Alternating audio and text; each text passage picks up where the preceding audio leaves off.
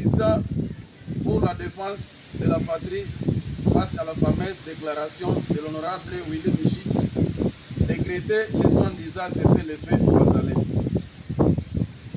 Nous, Consortium de résistants pour la défense de la patrie, CRPD en sigle, nous sommes indignés et condamnons avec les plus grands regrets les propos de l'honorable Willy Michiki imposant, sans aucune logique ni de fond ni de forme, un cessez-le-feu immédiat aux résistants Wazalendo qui se sacrifient pour la cause de la patrie. Pourquoi, quand on constate qu'il y a des avancées significatives de la part des Wazalendo, qu'on adopte un cessez-le-feu?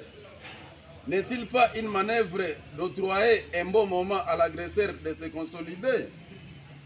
Allons-nous obéir aux soi-disant cessez-le-feu quand les milliers de camions remplis de militaires rwandaises versés à Goma et ailleurs pour le renfort de M23 AFC?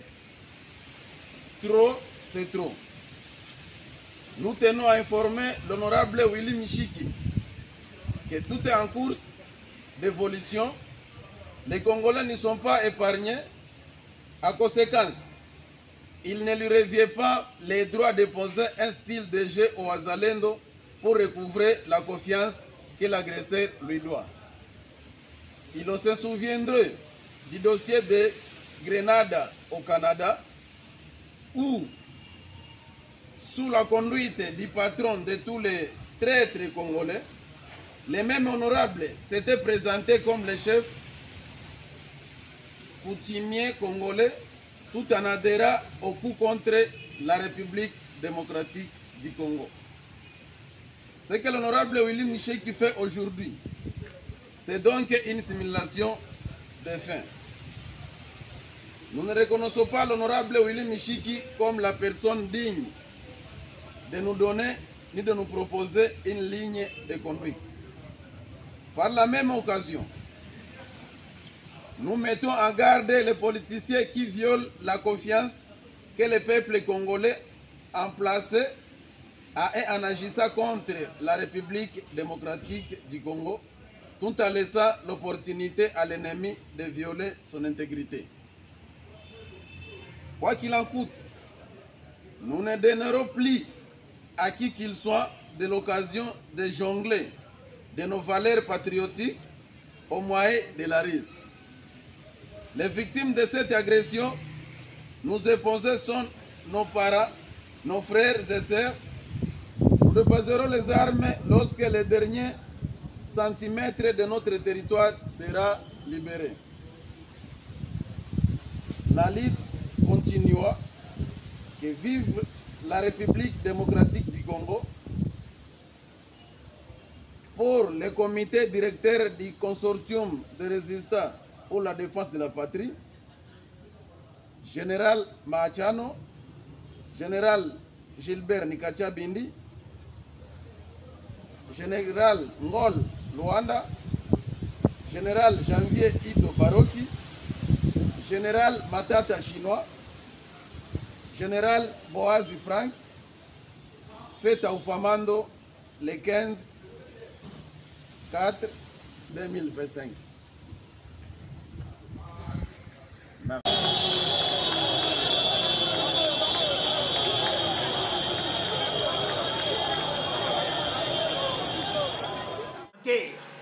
Nazan direct na kotanga commentaire na yo. Boyanduka ndena ba commentaire, boyanduka na ba appel te. Les appels vont nous déranger.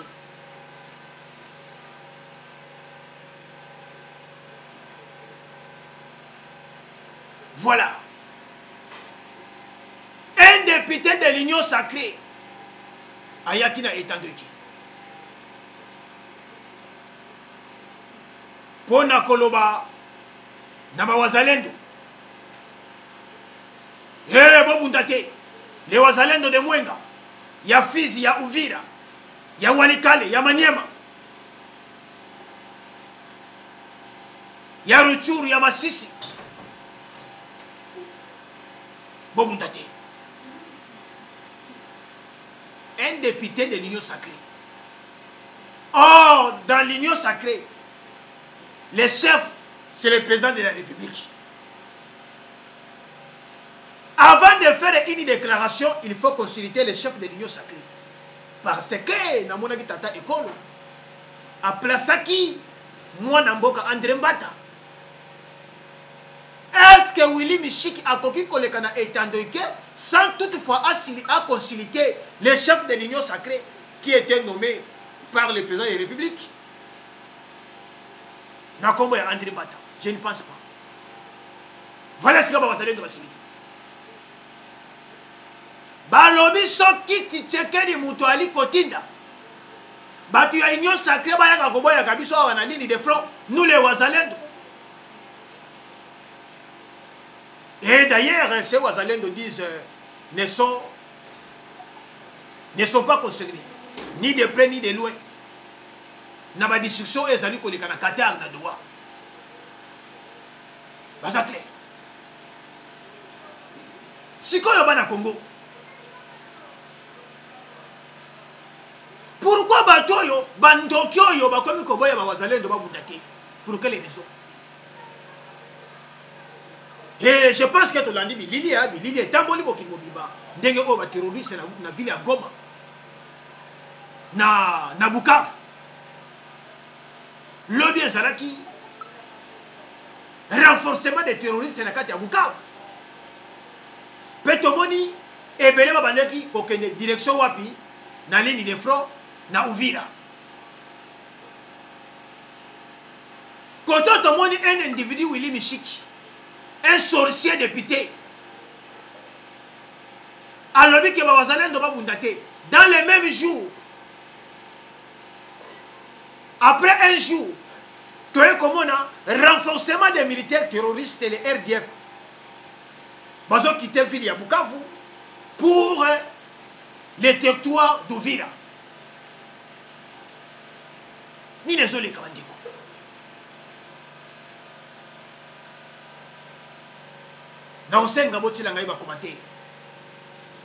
Parce que Congo est un individu parce qu'il a comme député, parce qu'il a comme ministre, parce qu'il a comme sénateur, à l'ali à la mouki, à la chimie sinaye, à yel bosso et tandoka le bic gagne à l'île député, allez appeler une injonction. Les hommes zoba, les hommes insultent le peuple. Bajewana et Zalaki na époque il y a 18 ans de Joseph. Les lots que les individus espace teke boya kamobimba oye au lobby n'importe quoi.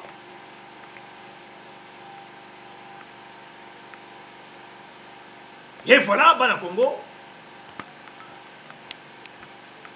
Bawazalendo très fâché. Basiliki pour la tata école.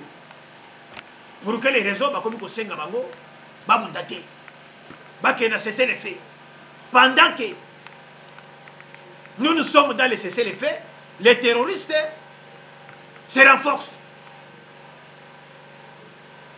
Les terroristes, bazoya mobiba. Vigilance na moukanto boulou.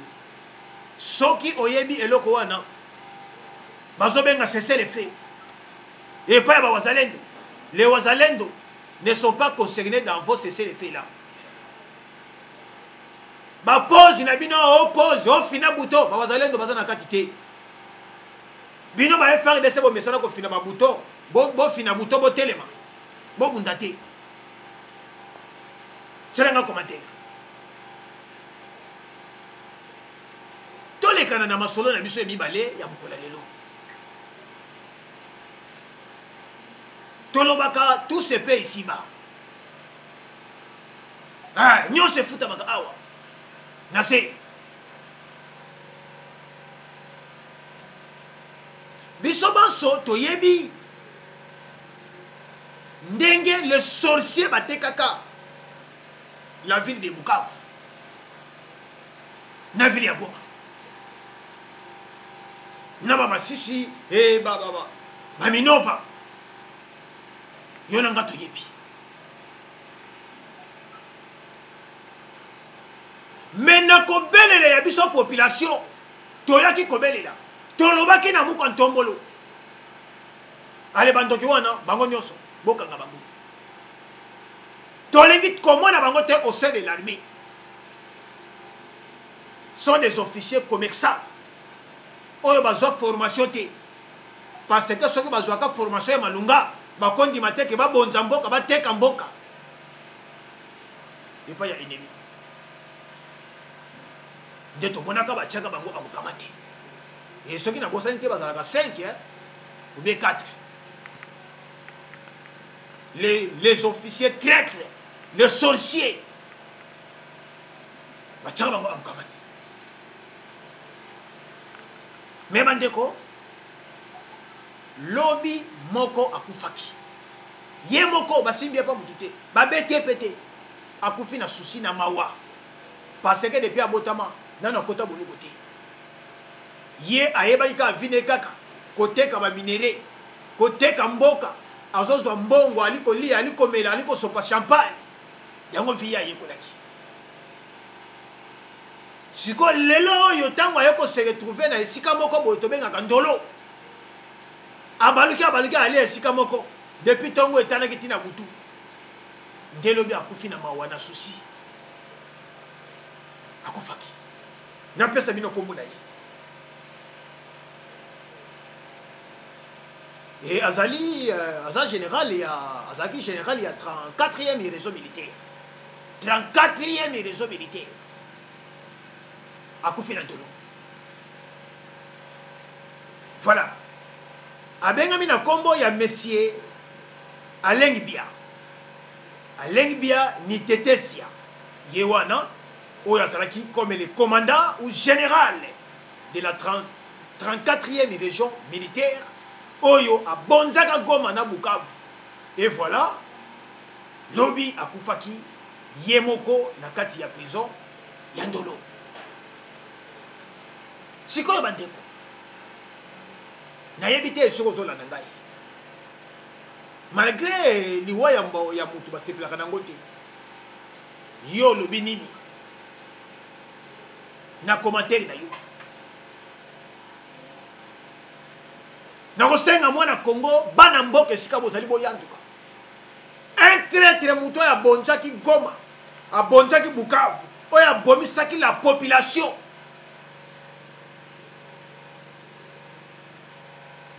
ye elobi akufi combien de personnes bakufaka na Goma ntango baterroriste bakotaka plus de 10 000 Congolais bamusukutu bakomaki na niveau ti bapolaki dans les rues de Goma kaka mpona mwa baindividu oyo lelo ye asikombe akufi na mawa na souci voilà le terme akufi na souci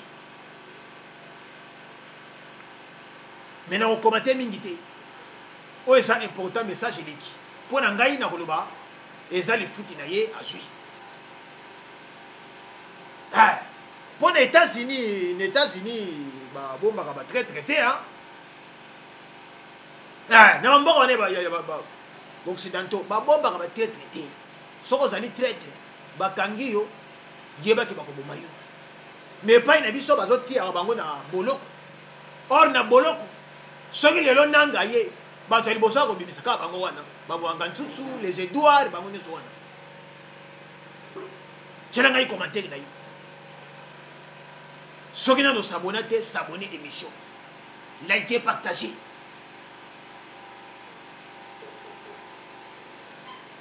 voilà bandeko nameka nani kolekana na basociété ya l'état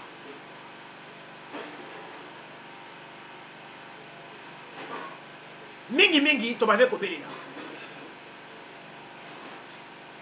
peti lelo tokontinuaka kobelela soki okoti na basociété ya l'état plusieurs rwandais kobanda na numéro 1 tina se les rwandais mais vous les appelez les banamulenge soi-disant ou les tout congolais. Les tout congolais bazozwa ba information ya mboka bazoteka bazobota parce que ces individus sont toujours fidèles na chef na bango Kagame bazali na RDC baya ko travailler pour na intérêt ya mboka na bango soko ke na DGI bazawa ne belé na DGI awe pa ya papa na biso Mwakadi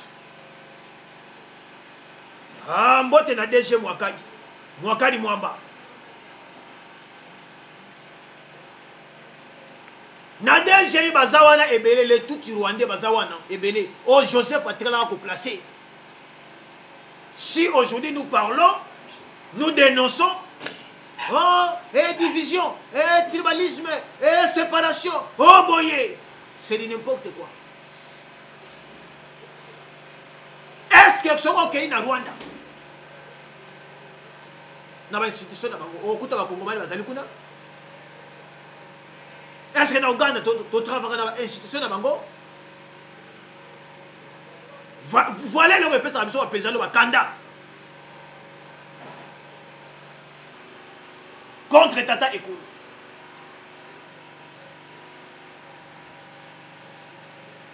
Pourquoi Wazalendo Basiliki? Parce que Bakomi Kosenga Bango cessé les faits. Bazo Manduki Bachana se Babundal Susté. Et ça, information qu'on a mené, il y a fraîche, hein? Il y a fraîche. Je pense qu'il y a beaucoup de tout, président Loba. Est-ce que Tata Ekolo, Félix Antoine Tshisekedi, a connu Kosenga, les Wazalendo, il a cessé les faits? Mais à ça, non? Il peut faire ça. Parce que si l'Union sacrée parle, c'est le président de la République. Si le gouvernement parle, c'est le président de la République. Maintenant, si l'Assemblée nationale et le Sénat parlent, c'est qui? C'est mon canton. Tomoni est un député de l'Union sacrée de la nation. Na Combo, il y a Willy Michiki. Je pense que la Tongo Tosono là.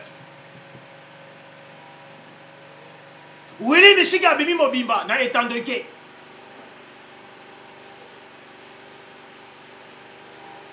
Alors bien, Nasengi, c'est le fait. Nama Wazalendo, de Mwenga, d'Uvira, de Walikale.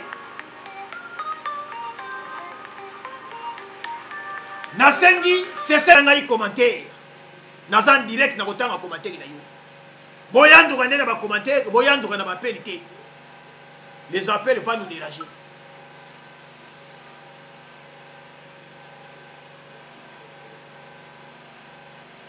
Voilà. Un député de l'Union sacrée, Ayakina Etandoki.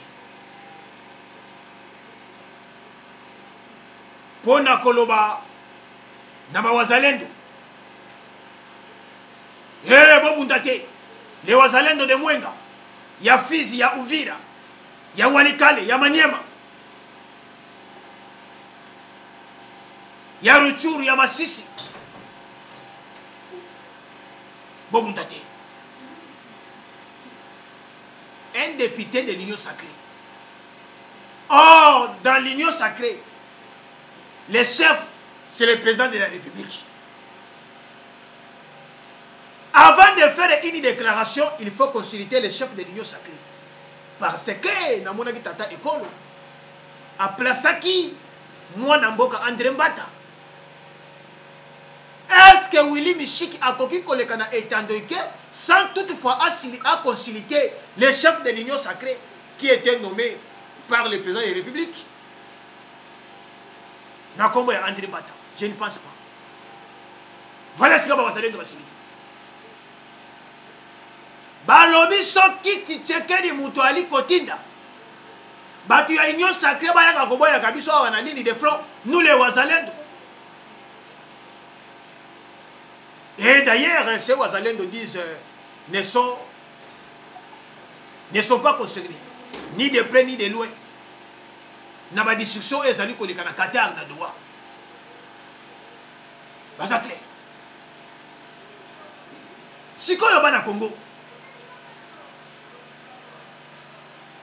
pourquoi bato oyo bandoki oyo bakomi koboya bawazalendo babunda te pour quelle raison?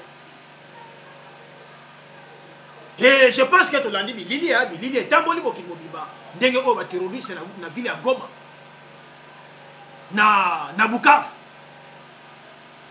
lobi ezalaki renforcement des terroristes na kati ya Bukavu pe tomoni ebele babandaki kokende direction wapi na ligne de front na Uvira koto tomoni un individu Willy Mishiki un sorcier député alobi ke bawazalendo babunda te dans les mêmes jours après un jour toye komona renforcement des militaires terroristes les RDF bazo quitter ville ya Bukavu pour les territoires d'Uvira ni désolé kamandiko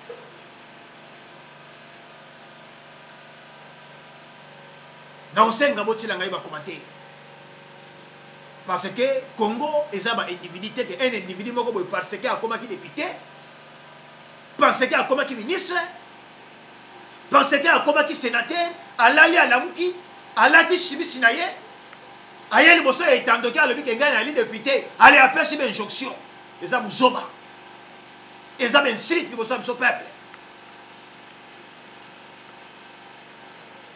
baje wana ezalaki na époque ya 18 ans de Joseph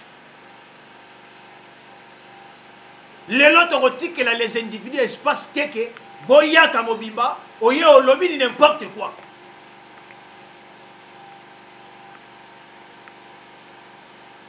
et voilà bana Congo bawazalendo très fâché basiliki pour la tata ekulu pour quelle raison bakomi kosenga bango babunda te bakena cesser les faits pendant que nous sommes dans les cesser les faits les terroristes se renforcent ba terroriste bazoya mobimba vigilance na mukantomulu soki oyebi eloko wana bazobenga cesser les faits et pas ba wazalendo les wazalendo ne sont pas concernés dans vos cesser les faits là ba pose na bino pose au fina bouton ba wazalendo bazana kati te bino ba faire de sebo mesana ko fina ba bouton bo fina bouton bo telema bo bunda te tserenga commentaire to le kana na masolo na biso emibale ya bukola lelo tolobaka tout se paie ici-bas ah nyo se futa maka awa nase biso banso toyebi ndenge le sorcier batekaka la ville de Bukavu na ville ya Goma na ba Masisi e ba Minova yona nga toyebi mena kobelela ya biso population toyaki kobelela tolobaki na muko ntombolo ale bandoki wana bango nyonso bokanga bango tolengi komona bango te au sein de l'armée sont des officiers commerçants oyo bazwa formation te parce que soki bazwaka formation ya malunga bakondima te ke babonza mboka bateka mboka epa ya ennemi nde tomonaka batiaka bango amokama te e soki na bosani te bazalaka 5 ou bien 4 les officiers traîtres les sorciers batiaka bango amokama te me bandeko lobi moko akufaki ye moko basimbi pa mutu te babeti epete akufi na susi na mawa parce que depuis abotama nana kota boluko te ye ayebaki ka vine kaka koteka ba minere koteka mboka azozwa mbongo aliko lia aliko mela aliko sopa champagne yango vie ayekolaki siko lelo oyo ntango aye se retrouver na esika moko boye tobengaka ndolo abaluki ali esika moko depuis ntongo etanaki ntina butu nde lobi akufi na mawa na susi akufaki napesa bino kombo na ye et azali général azalaki général ya 34e réseau militaire 34e réseau militaire akufi na ndolo voilà abengami na kombo ya monsieur Alain Bia ni tetesia ye wana oyo azalaki comme le commandant ou général de la 34e région militaire oyo abonzaka Goma na Bukavu. Et voilà lobi akufaki yemoko na kati ya prison ya ndolo sikoyo bandeko nayebi te esoko ozolanda ngai malgré liwa ya mutu basepelaka nango te yo lobi nini na commentaire na yo nakosenga mwana Congo bana mboka esika bozali boyanduka un traître mutu oyo abonzaki Goma abonzaki Bukavu oyo abomisaki la population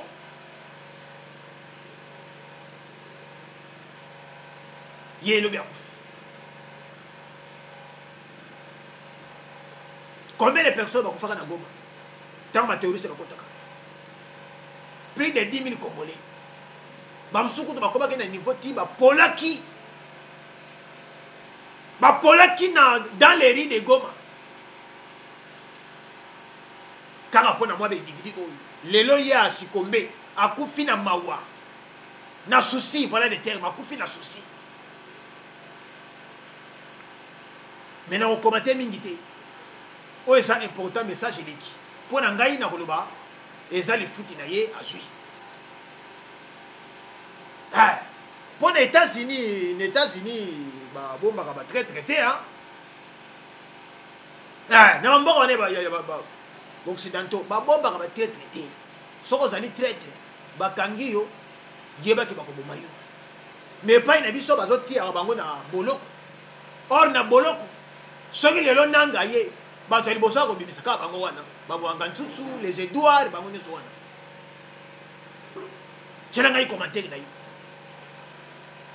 soki nano sabona te sabone émission like partager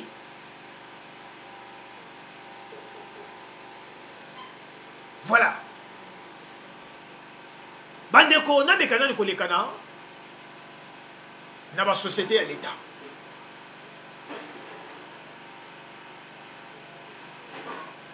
mingi tobande kobelela peti lelo tokontinuaka kobelela soki okoti na basociété ya l'état plusieurs rwandais kobana na numéro 1 tina c'est les rwandais mais vous les appelez les banamulenge soi-disant ou les tout congolais. Les tout congolais bazozwa information ya mboka bazoteka bazobota parce que ces individus sont toujours fidèles na chef na bango Kagame bazali na RDC baya ko travailler pour na intérêt ya mboka na bango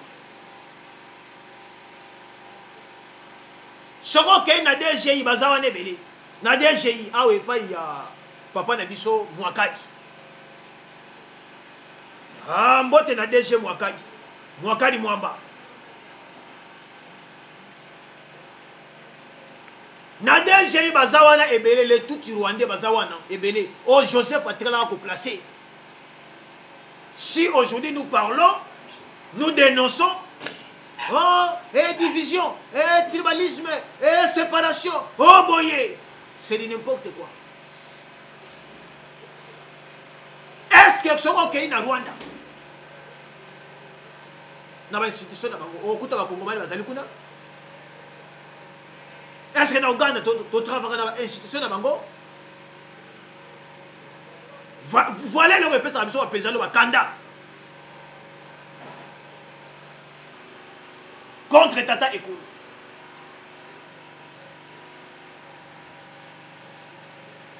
Pourquoi Wazalendo Basiliki? Parce que bakomi kosenga bango cesser les faits. Bazo manduki batiana se. Babunda susté. Et ça information qu'on a mené bino ya fraîche hein. Ya fraîche. Je pense que Beli Bokutuna, président Loba. Est-ce que Tata Ekolo, Félix Antoine Tshisekedi a conquis Kosenga, les Wazalendo? Bah qu'il a cessé les faits. Mais à Zamoutou, non? Il peut faire ça. Parce que si l'Union sacrée parle, c'est le président de la République.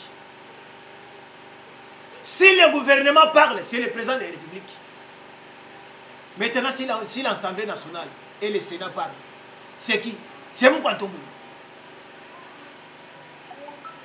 Tomoni est un député de l'Union sacrée de la nation.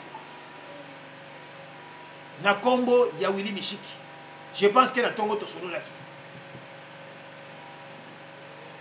Willy Mishiki a bimi mobimba na etandoke.